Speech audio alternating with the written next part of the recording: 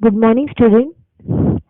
आज हम युवक भारती 12वीं कक्षा दूसरा पाठ सीखने वाले हैं, जिसका नाम निराला भाई है। उसके जो लेखिका है उनका नाम महादेवी वर्मा है। निराला भाई इस पाठ की जो लेखिका है उनका नाम महादेवी वर्मा है। तो चलिए उनका परिचय देख लेते हैं। महादेवी वर्मा यह हिंदी साहित्य के सर्वश्रेष्ठ कवियों में से एक माने जाते हैं। उनका जन्म 26 मार्च 1907 को उत्तर प्रदेश के फर्रुखाबाद में हुआ था। जिस दिन महादेवी वर्मा का जन्म हुआ था उस दिन होली का दिन था। यह एक प्रतिभाशाली कवयित्री में रह चुकी है। इनका जो महादेवी वर्मा यह नाम है उनके दादाजी ने दिया था, क्योंकि उनके पहले परिवार में कोई पुत्री का जन्म नहीं हुआ था।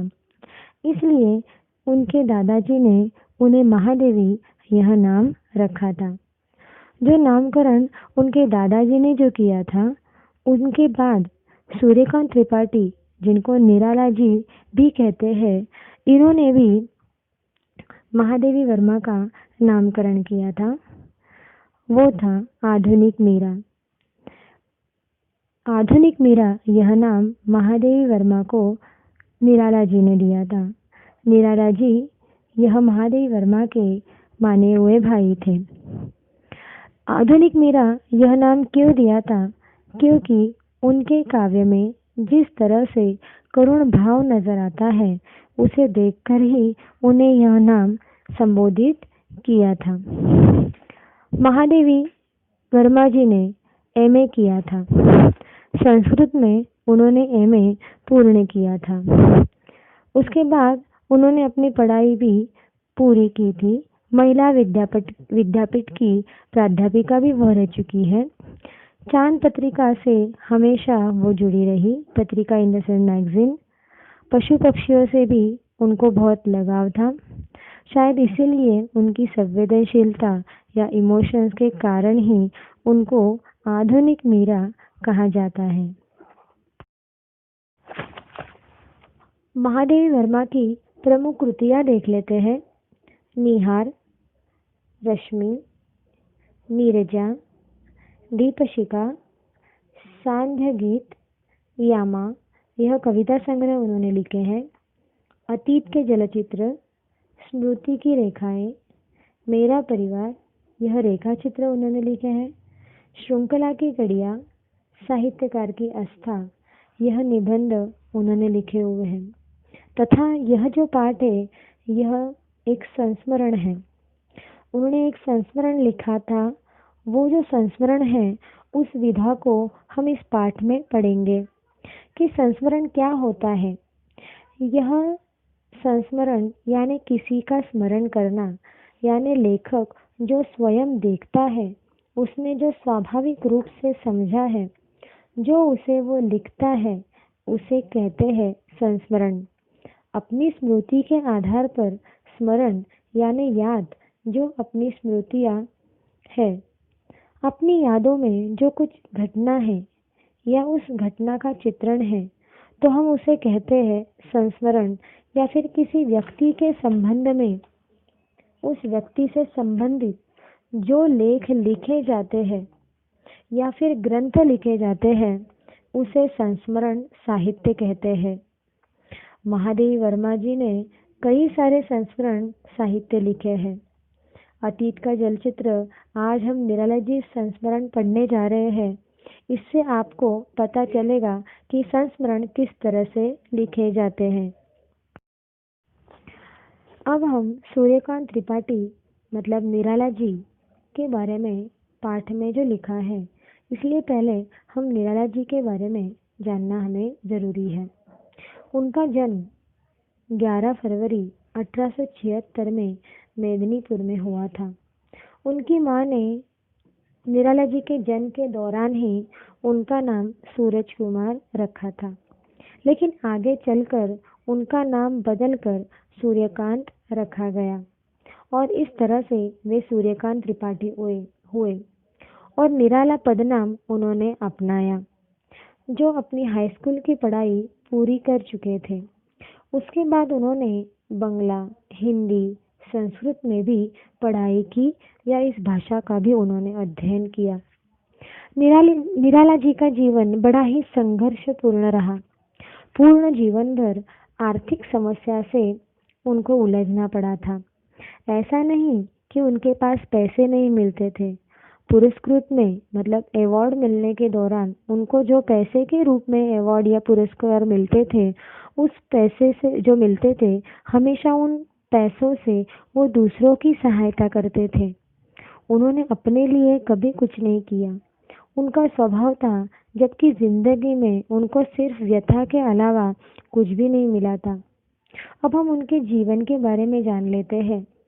2 साल की उम्र में ही उनके माताजी की मृत्यु हुई थी। माताजी की मृत्यु के बाद उनके पिताजी का स्वभाव बहुत ही ज्यादा कठोर हो गया था। वो शासन प्रिय भी थे। 15 वर्ष की आयु में उनका विवाह हुआ था मनोरमा देवी से। कुछ सालों बाद उनकी पत्नी की भी मृत्यु हो गई। उनकी उनका एक बेटा और एक बेटी थी। उनकी पत्नी तुलसीदास की दोहों पर गाती थी।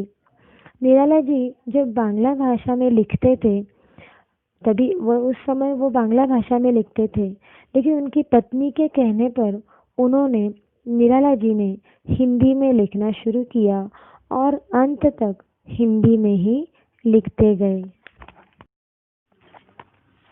तो चलिए पाठ शुरू कर लेते हैं। एक युग बीत जाने पर भी मेरी स्मृति से एक घटा भरी अश्रुमुखी सावनी पूर्णिमा की रेखाएं नहीं मिट सकी है। उन रेखाओं के उजले रंग न जाने किस व्यथा से गीले हैं कि अब तक सूख भी नहीं पाए। उड़ना तो दूर की बात है। यहाँ पर इसका मतलब महादेवी वर्मा ये कह रही है कि निराला जी के बारे में महादेवी वर्मा ने ये संस्मरण लिखा है। ये कहती है कि जो भी कुछ यादें हैं, जो उनके बारे में घटना है, जो मेरी जिंदगी में आज तक मेरी जिंदगी से अलग नहीं हो पाए, ये सब महादेवी वर्मा कह रही है। महादेवी वर्मा कहती है कि निराला जी के साथ जब वो घर पर बैठी थी, तो उनको मैंने ये पूछा था, उस दिन राखी का दिन था, तो उन्होंने ये पूछा था, देखिए आगे हम कविता की लाइनें पढ़ लेते हैं कि उस दिन मैं बिना कुछ सोचे हुए ही भाई निराला जी से पूछ बैठी थी, आपके किसी ने राखी नहीं बांधी? अवश्य ही उस समय मेरे सामने उनकी बंधन शून्य कलाई और पीले कच्चे सूत के ढेरों राखियां लेकर घूमने वाले यजमान खोजियों का चित्र था। पर अपने प्रश्न के उत्तर ने मुझे क्षण भर के लिए चौंका दिया। कौन बहन हम जैसे भुक्कड़ को भाई बनाएगी? मैं उत्तर देने वाले के एकाकी जीवन की व्यथा थी या चुनौती, यह कहना कठिन है, पर जान पड़ता है कि किसी अव्यक्त चुनौती के आभास ने ही मुझे उस हाथ के अभिषेक की प्रेरणा दी जिसमें दिव्य वर्ण गंध मधु वाले गीत सुमनों से भारती की अर्चना भी की है और बर्तन भी मांजने, पानी भरने जैसी कठिन श्रम साधना से उत्पन्न श्वेत बिंदुओं से मिट्टी का श्रृंगार भी किया है। इसका मतलब ये है कि एक बार ऐसा हुआ था कि महादेवी वर्मा जी के यहाँ पर निराला जी आए हुए थे। वो घर पर बैठे हुए थे। उस दिन राखी का दिन था। उनकी सूनी कलाई को देखकर महादेवी वर्मा ने पूछा कि आपको किसी ने राखी नहीं बांधी? तो उस वक्त निराला जी ने जिस तरह से मुझे चौंका ही दिया, महादेवी वर्मा को चौंका ही दिया, उन्होंने ये जवाब दिया कि कौन बहन मुझ जैसे भाई को राखी बांधेगी। तो उस वक्त महादेवी वर्मा को कुछ समझ में नहीं आया। उन्होंने यह उत्तर दिया कि उनको ये समझ में नहीं आया कि उन्होंने ये उत्तर क्यों दिया। उनका ये एकाकी जीवन से उनके जीवन की व्यथा भी स्पष्ट होती थी। उनकी बातों से ये समझ में आ रहा था कि वो बहुत ही ज़्यादा अकेले थे उनके जीवन में। उनकी जो जीवन की व्यथा है वो भी स्पष्ट हो रही थी। उस वक्त मुझे उनको राखी बांधने का जो मौका मिला, जो मेहनत करने वाले हाथ है, जिन हाथों ने उन्होंने बर्तन मांजे हैं, पानी भरा है, तो ऐसे कई सारे श्रम साधना जैसे काम उन्होंने किए हैं। तो ये जो श्रम साधना जैसे वाले जो हाथ हैं, यही नहीं, उनके हाथों से उन्होंने सुंदर काव्य की रचना भी की है। तो मैं मतलब महादेवी वर्मा कह रही है कि मुझे सौभाग्य की बात है मेरे लिए कि मुझे उनको राखी बांधने का मौका मिला, और इस तरह से उन्होंने उनको राखी बांधा और निराला जी को वो अपना भाई मानने लगी थी। तब से वो मेरे निराला भाई बन गए थे। यह एक घटना का वर्णन उन्होंने यहाँ पर किया है। आगे कुछ पंक्तियों को पढ़ लेते हैं कि दिन रात के पगों से वर्षों की सीमा पार करने वाले अतीत ने आग के अक्षरों में आंसू के रंग भर भर कर ऐसी अनेक चित्रकथाएं आंक डाली है जितनी इस महान कवि और असाधारण मानव के जीवन की मार्मिक झांकी मिल सकती है। पर उन सबको संभाल सके ऐसा एक चित्राधार पा लेना सहज नहीं। उनके अस्त व्यस्त जीवन को व्यवस्थित करने के असफल प्रयासों का स्मरण कर मुझे आज भी हंसी आ जाती है। एक बार अपनी निर्भत उदारता की तीव्र आलोचना सुनने के बाद उन्होंने व्यवस्थित रहने का वचन दिया था। तो उसी वक्त की एक घटना के बारे में महादेवी वर्मा जी कहना चाह रहे हैं। इसका मतलब मैं यहाँ पर समझा रही हूँ कि महादेवी वर्मा यहाँ पर ये कहना चाहते हैं कि जब वो लिखने बैठती हैं तो निराला जी के बारे में वो कहती है कि उनका जीवन बड़ा ही अस्त व्यस्त रहा है, बहुत ही कठिन परिस्थितियों का सामना उनको करना पड़ा है। यही नहीं, उनकी आर्थिक समस्या का उनको सामना करना पड़ा। जैसे कि मैंने कहा है पहले भी कि महादेवी वर्मा ने ये कहा है कि निराला जी को पुरस्कृत के रूप में कई सारे पैसे भी मिलते थे, लेकिन उन्होंने अपने लिए कभी पैसों को खर्च नहीं किया। हालांकि उन्होंने दूसरों की सहायता के लिए इस पैसों का उपयोग किया, दूसरों की वो सहायता करते थे, उनको किसी प्रकार का मोह नहीं था। तो इसी तरह से एक एक करके उनके परिवार का साथ भी उनको छूटते जा रहा था। किसी तरह की उनको मोह माया जिंदगी में रही नहीं थी जिसे वो कुछ कर सके। आगे कुछ पंक्तियों को हम या पाठ को हम पढ़ लेते हैं कि संयोग से तभी उन्होंने कहीं से 300 रुपये उनको मिल गए थे। वही पूंजी मेरे पास जमा करके उन्होंने मुझे अपने खर्च का बजट बना देने का आदेश दिया, जिन्हें मेरा व्यक्तिगत हिसाब रखना पड़ता है। वे जानते हैं कि यह कार्य मेरे लिए कितना दुष्कर है। न वे मेरी चादर लंबी कर पाते हैं, न मुझे पैर सिकोड़ने पर बाध्य कर पा सकते हैं। और इस प्रकार एक विचित्र रस्सा कक्षी में मैं 30 दिन बीतते रहते हैं। तो इसका मतलब ये है कि एक दिन की बात यहाँ पर महादेवी वर्मा कहती है कि वही उनकी जिंदगी की जरूरत थी, जिसलिए इसलिए जो वो कुछ पैसे उनको मिलते थे वो जो है वो मेरे पास लाकर देते थे। एक दिन की बात यहाँ पर महादेवी वर्मा कह रही है कि एक दिन उनको कहीं से 300 रुपये मिले थे और उन्होंने वो 300 रुपये लाकर महादेवी वर्मा को दिए थे और उनको ये कहा था कि मेरी जमा पूंजी जो है, जो मेरे पास जमा करने के लिए उन्होंने दी थी, और उन्हें उसका खर्चा या बजट मुझे जो है वो निकालने के लिए दिया था, कि उनकी अस्त व्यस्त जिंदगी को व्यवस्थित करने का काम जो है वो मेरे हाथों में आ गया था। और इसी तरह से उन्होंने वो 300 रुपये मुझे दिए और कहा कि मेरे पैसे का खर्चा या बजट तुम बना देना। मैंने भी सोचा ठीक है, मैं ये काम कर लूँगी। हमारे सामने ये पैसे जो है वो मुझे उन्होंने दिए। उसी तरह से हम आगे की पंक्तियों को पढ़ लेते हैं। पर यदि अनुत्तीर्ण परीक्षार्थियों की प्रतियोगिता हो तो 100 में 10 अंक पाने वाला भी अपने आप को शून्य पाने वाले से श्रेष्ठ मानेगा। तो आगे अस्तु नमक से लेकर नापित तक और चप्पल से लेकर मकान के किराए तक का जो भी अनुमान पत्र मैंने बनाया, वह जब निराला जी को पसंद आ गया, तब पहली बार मुझे अपने अर्थशास्त्र के ज्ञान पर गर्व हुआ था। पर दूसरे ही दिन से मेरे गर्व की व्यर्थता सिद्ध होने लगी। वे सवेरे ही पहुंचे और 50 रुपये उनको चाहिए थे। तो इस तरह से यहाँ पर महादेवी वर्मा ने निराला जी का बजट बनाना उन्होंने शुरू किया था। 300 रुपये निराला जी को मिले थे और वो उन्होंने जो है महादेवी वर्मा को लाकर दिए थे, और उन्होंने ठान भी लिया कि उनका बजट वो बना लेगी। लेकिन ये जो खुशी थी वो ज़्यादा दिन नहीं टिक पाई थी।